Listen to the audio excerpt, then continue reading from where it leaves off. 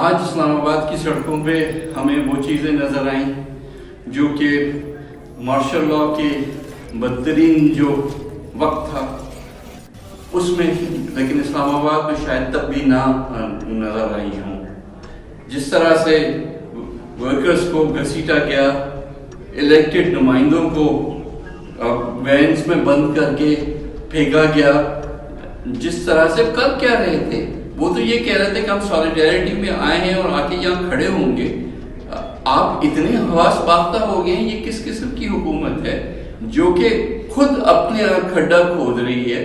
اس قسم کی جب گورنمنٹ ہتھ کنڈوں پہ آ جاتی ہے تو اس کے بعد تاریخ تو یہی بتاتی ہے کہ اس کا خاتمہ ہوتا ہے.